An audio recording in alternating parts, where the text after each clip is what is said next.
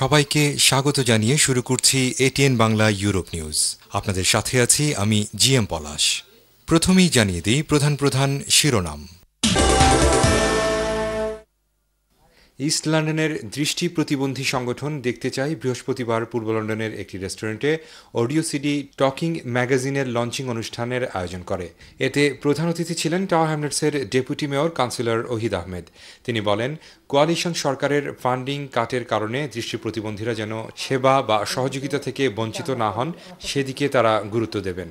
দেখতে চাই সংগঠনের চেয়ারম্যান মাহবুবা নামের সভাপতিত্বে ও মোখলেসুর রহমানের পরিচালনায় অতিথিদের মধ্যে আরও বক্তব্য রাখেন কমিউনিটি নেতা K M Abu Taher Chowdhury, Canary ওয়ার্ফের কর্মকর্তা জাকির খান, সংগঠনের সহ সভাপতি সুফিয়া মালিক সহ অন্যান্য সদস্যরা।